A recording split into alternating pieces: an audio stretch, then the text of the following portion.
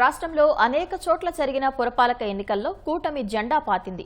నగరపాలక, పురపాలికల్లో కూటమి విజయ బావుటా ఎగురవేసింది. Municipal chairman పదవులను టీడీపీ సభ్యులు కైవసం చేసుకున్నారు. కాకినాడ జిల్లా తుని పురపాలక చైర్పర్సన్, వైస్ చైర్మన్ పీఠాన్ని తెలుగుదేశం పార్టీ దక్కించుకుంది. టీడీపీ మద్దతు ప్రకటించిన చైర్పర్సన్, వైస్ చైర్మన్లు ఏకగ్రీవంగా ఎన్నికయ్యారు.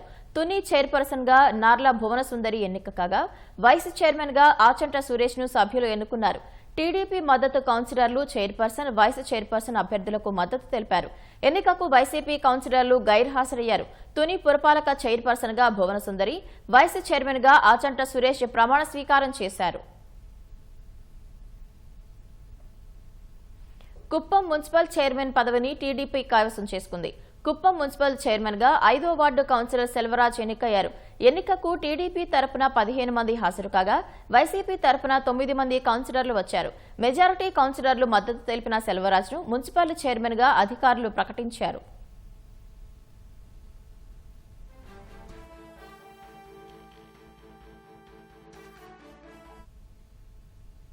పల్నాడు జిల్లా మాచర్ల మున్సిపల్ వైస్ చైర్మన్ పదవిని టీడీపీ ఖాతాలో వేసుకుంది. వైస్ చైర్మన్ గా 27వ వార్డు కౌన్సిలర్ మదార్ సాహెబ్ ఏకగ్రీవంగా ఎన్నికయ్యారు. మదార్ సాహెబ్ వైస్ చైర్మన్ గా ఎన్నికైనట్లు గురజాల ఆర్డీఓ మురళి వెల్లడించారు.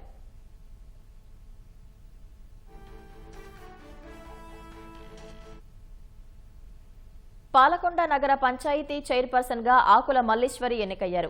గతంలో వైసీపీ నుంచి వార్డు సభ్యురాలుగా ఎన్నికైన మల్లీశ్వరి సాధారణ ఎన్నికల అనంతరం టీడీపీలో చేరారు. ప్రస్తుతం స్వతంత్ర అభ్యర్థిగా ఆకుల మల్లీశ్వరి నామినేషన్ దాఖలు చేశారు. ఎన్నికల సంఘం ఆదేశాలతో కోరం లేకున్నా అధికారులు ఎన్నిక నిర్వహించారు. ప్రత్యేక ఎన్నిక అధికారి శోభిక మల్లీశ్వరిని చైర్పర్సన్ గా ప్రకటించారు. మల్లీశ్వరికి మంత్రి సంధ్యారాణి, ఎమ్మెల్యే జయకృష్ణ అభినందనలు తెలిపారు.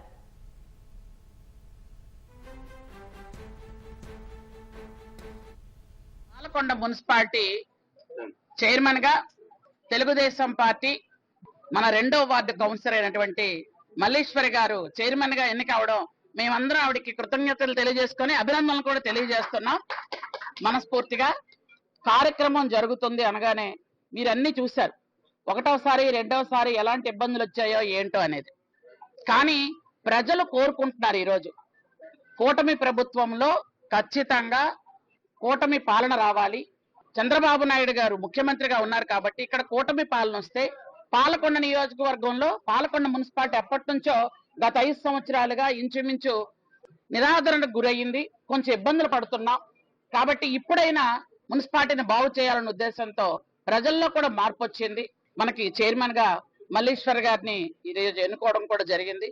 ఇక మీదట ఈ టర్మ్ ఉన్నంత వరకు చాలా చక్కగా చేస్తారు. ఆ తర్వాత కూడా ఖచ్చితంగా కూటమి ప్రభుత్వంలోనే కూటమి ఖాతాలోనే మున్సిపాలిటీ ఉంటుంది కాబట్టి ఈ 5 సంవత్సరాలు పాలకొండ మున్సిపాలిటీని అత్యద్భుతంగా డెవలప్ చేసి చూపిస్తామని మీ అందరూ కూడా మేము తెలియజేసుకుంటున్నాం. ఈ రోజు పాలకొండ మున్సిపల్ చైర్పర్సన్ గా ఆకుల మల్లీశ్వర్ గారు ఎన్నికయ్యారు. మరి ఎప్పుడో జరగాల్సినటువంటి ఎన్నికది. ఎప్పుడో ఆవిడ మున్సిపల్ చైర్మన్ గా ఎన్నిక అవ్వాలి. కానీ వైసీపీ ఇక్కడ ఉన్నటువంటి వైసీపీ నాయకులు మరి సహకారం లభించకపోవడంతో కేవలం వాళ్ళ అభివృద్ధిని అడ్డుకోవడం తప్పించి పాలకొండ మున్సిపాలిటీని అభివృద్ధి చేయాలనే లక్ష్యం కానీ ధ్యేయం కానీ ఈ వైసీపీ నాయకులకు లేదు. ఈరోజు మరి మల్లీశ్వర గారు చైర్మన్ గా ఎన్నికయ్యారు.